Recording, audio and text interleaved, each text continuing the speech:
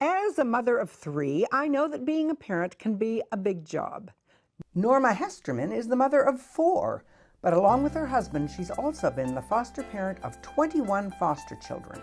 What's especially unusual in this case is the overwhelming success she's had. Almost without exception, she's remained close friends with her foster kids as adults. Many of them credit her with saving them and turning their lives around. For her day job, Norma works at Gunn High School as the volunteer coordinator, but she's also herself volunteered countless hours for the school, for her church, for the Girl Scouts, for the YMCA, as founding board member of groups such as Adolescent Counseling Service, and she's received several prestigious service awards. She's so beloved that when her position at Gunn was slated to be eliminated, the entire community, teachers, students, staff, and parents, erupted in passionate protest to oppose the move. Norma, I'm guessing it was not your lifelong dream when you were a little girl to be a foster mother. How did it get started? Well, I always liked children and knew I liked children and wanted to be a teacher. But we were living in Palo Alto and had 4 children, and there was another family with 4 children who lived very close. And it included a little girl who was very needy, very neglected. All of the 4 children were that way. And I knew that I needed to do something about it. So I told the mother that I couldn't continue that way, just having them at my house all the time. So I told her I would help her in any way I could if she would let me. Otherwise, I'd have to report her. She accepted my offer immediately. And so one of the plans was for us to take the youngest one, because she was she needed the least therapy, I would say. And we arranged for therapy for the others and arrangements. So we ended up with this little girl who was in 2nd grade, could not read, and still sucked her thumb. Wow. And she was a success story too in the end. She just blossomed in our house, and all of our children loved that. They just felt successful and very happy for her. And so that was when I thought, oh, maybe this is my calling. I was blessed with 4 wonderful, happy, healthy children with no particular problems, and I wanted to stay home with them, and I wanted to give something, and this just seemed like a perfect way to do it. So that's really when we thought of it. And it turned into 20. That's right, 20 more. You have had incredible success, and not all foster stories that I've heard are so happy. What did you offer them that maybe is or has been missing in some of those other homes? I don't know if I know that. I can't speak to what went on in other homes. I do know that, yes, the foster system has a bad reputation. Even Dr. Phil says it's broken. But I knew that we had a lot to offer. We had, first of all, a whole family that wanted to do it. I had a teacher's background, and I love children. And so I could help them with their school problems, and I really wanted to help them with any emotional trauma that they'd had. On that level, what was it about your interactions that you think really helped? I think we just drew them into the family, and I think it was helpful that immediately upon arrival, we indicated that we understood they had been through some things, and invited them to tell us about it if they wanted to, and then to discuss things like values and reputations, and what they might want to change, if they wanted to change anything. So we had marvelous conversations, and sometimes they'd give me a clue that just led me to learn a lot about them. And I think they knew from the beginning that we truly wanted to help them. And our children all gave them that impression too. And my husband did too. It sounds like you did something, you tell me, that maybe they weren't used to in the listening department. I did ask them very deep, meaningful, personal questions, and I was serious about it, and they knew that. And so I think that they felt safe talking to me. Some people might feel invaded if somebody asked them personal, deep questions. I would do it on the basis of what they had already said. You know, if, for instance, one girl, when I asked her about herself, she said, I'm a lot of trouble. And I thought, oh, this is a perfect opening for me. So I would use those openings. Mm-hmm. And they would share. And, you know, sometimes they would let me know they were hurting very badly. And we would assure them that we wanted to help them with that in any way we could. Did you get the sense, or do you get the sense, that this is unusual and maybe missing in their lives? Yes, I do. But I can't say, because I don't know what went on in those homes, except, you know, when you know that there's abuse and neglect, you know that's missing. That's missing. Some of your questions did strike me as great. Tell me about the time when you asked one of the kids about her strategy for running away from you, for example.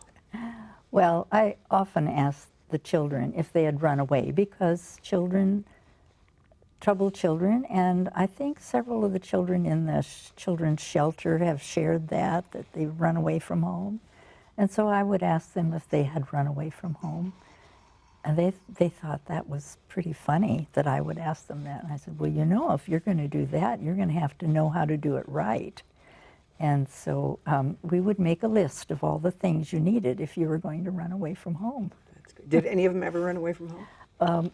We had one girl that would leave the house, and we would find her standing under a tree in the neighbor's yard, and we knew she was just waiting for us to come find her. Mm.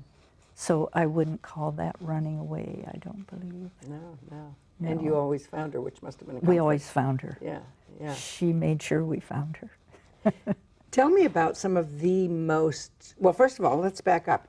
Okay. You got a designation that probably everybody avoids, like the plague. You were designated, whatever the phrase is you tell me, a house, a sanctuary for those who are the most... A therapeutic. After our very first placement, we had a little boy who was had been very badly abused and was very troubled. And he did so well that the social worker asked if we'd be interested in being a therapeutic home. Or just told us they'd like to make us a therapeutic home. And we said we would try that, yes.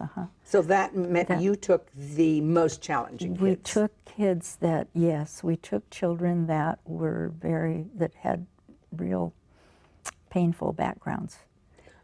Tell me about maybe what's the most painful, or what was the most challenging one for you, put it that way? You know, there were lots of challenges, including the lying and stealing. We had a couple, well, maybe 3 or 4 of those. But we just, we have one foster daughter who, when at her college graduation, when we gave her a party, she gathered her friends and she said, I want you to meet my foster parents. They don't mess around or something like that. They tell it like it is. And I remember the conversations around the Christmas kitchen table, and she told this story of when she had lied and stolen, and that we just, you know, got right on it. And she had thought that she was a good person. That's right. Yeah. She had thought she was a good person because she did well in school. Oh, interesting. So it was a great opportunity to talk about values and character. And what did you say that turned her around? Did you see a light bulb somewhere along the way? Well, we told her she couldn't do that in our house, and that we told her that apparently our values were a little different than hers, and let's discuss that. And you know, she could choose her values, of course, but we wanted to make sure that she knew what ours were, and she chose to take ours. And what about the kind of eulogy questions you asked? I thought that was just, you know, how would you like to be remembered? Oh, I don't know how many times I did that, but occasionally I would ask a student if anything happened to them, how they would like to be remembered. Or mostly I would just say, what kind of a reputation do you have now? And do you want to change that? That's when this one girl said, I'm really a lot of trouble. So questions like being like that. dishonest and lying and stealing would come under that, and they would. And then how would you like people to remember you? That was a more positive way of putting it. How would you like people to know you? You do, from time to time, you've mentioned the fact that the role of humor and enjoying your kids, and I don't hear that very often with people who are foster parents or parents in general. Tell me about that. Yeah. Well, we had a lot of fun with them. We had a lot of fun with them. We teased them too, and let them tease us back. And when they write to us now or talk about it, they tell us they had a lot of fun. So I don't know that I can remember. My husband says he remembers having a lot of fun with them. I remember one time we had a Chinese boy with us who just hated rice. And so one night we had mashed potatoes for dinner, and I riced them. And we ate in a low lighting with candles and a tablecloth and everything. It was my way of playing a trick on him, and he loved it. Well, I was going to say, how important do you think that is or was? I think it's very important. And they know when you're enjoying their company and having fun with them. And so the other children, too, just loved having fun with the kids. We had one little boy who showed no affect. It was very sad. He was a preschooler, probably 3.5. And our daughter said her goal was to make him smile. He just had a stoic look all the time. And so she just took him and had fun with him until he smiled. Oh, wow. So that really was a family thing. Yes, very much so. I can't tell you how important the other children were at caring for the kids. So it was a lot easier while they were there than after they left. We still had some, but our own kids came home and they knew they were involved. Now, many parents buy things for their kids, you know, maybe even a horse or a car or something big. Yeah. You essentially bought a house for your kids. Tell me about the importance of the location and what they did there. That's a yes and a no. We may have bought that house anyway for our own children, but we did. The whole plan was to become licensed as soon as we got the house. So we lived in a fine house in Palo Alto, but I found one in Los Altos Hills that had an acre, and that was the goal. Not a nice house, but an acre is what I wanted. And it was heaven for the kids. They had trees to climb, mud to dig in. There's even a little creek that runs along the back. And they did chores and gardening things. Oh, they definitely, yeah. They had to help with things. And so they learned about plants, and they learned about gardening. They learned about what it takes. We try to teach them what it takes to have a family. In fact, each one, I don't know if I'd told you this, had to be responsible for a family dinner when they were 10 years old, with my help, of course. To the extent that my 9-year-old son told my friend that he couldn't wait till he was 10. And she told me that, so I said, Andy, why didn't you tell me? And he said, well, I just thought I had to wait till I was 10. Oh, that's great. Yeah. What has surprised you most about this whole experience, these whole experiences? Well, that that I think that we have so many that we're still friends with. And as I might have mentioned, we ran a pretty tight ship, but it was a loving ship. And I thought that the kids might be thinking, this is okay, but when I'm 18, I'm out of here. Mm-hmm. They did not. That isn't what came to pass at all. They stuck around, and so we are in touch, close touch, with about 9 of them. Now the littler ones that we had early on that might have been waiting for adoption or waiting for a group home or something like that, we don't know where they are. Mm-hmm, mm-hmm. So it's the older ones that we're in touch with. And it scared us a little bit at first because we thought, oh my goodness, if we've got these kids now, they're ours. That means we're responsible for a college education and a wedding. And we can't do that. Right. I want to switch gears a little bit and talk about your life at Gunn. Okay. Tell me what you do that is most meaningful to you. It could be either your volunteer time or your actual job. Uh-huh. I like both of them very, very much. I seem to be able to match the parents' abilities with where they're needed at school. So that's really rewarding for me. And the teachers are very, very happy with the help that I can get for them. But I enjoy being with the students. You know, I really am a little bit sorry that I didn't go ahead and get a California credential and teach, but I have great opportunity to do that anyway. Besides, I taught art in a parochial school and at the Y, and I taught at church, and so I had the opportunity for that.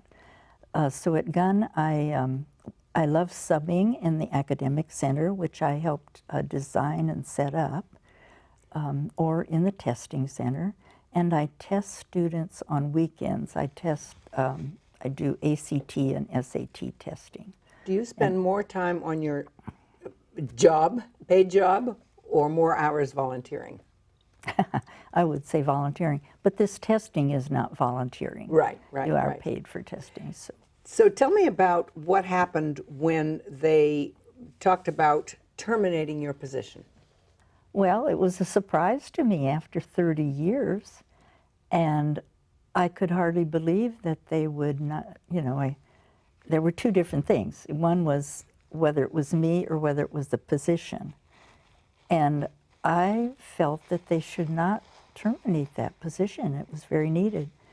And there was just, as the newspaper put it, there was such an outcry from the parents and from the teachers and from the students too. And one parent began a petition which had the most loving and incredible comments with it that I was very touched. The school board did restore the position. And then I thought, well, it's probably time for me to retire anyway. But after all of that support, I couldn't do it. I had to You're stuck. Yeah. But so I love that. But I also love working with these special students that I test that have special accommodations. Why do you think you do this work? All of it, including the foster parenting. Well, it's the way I have to give, I guess. Mm-hmm. That's. If you could go back and redo it or undo it, would you do anything differently? I'm trying to make up for some of the one-on-one time with my children that they did miss that, and they admit it, but not a one of them was sorry. Mm-hmm. They just all told me very positive things that they got from it. That's great. Yeah.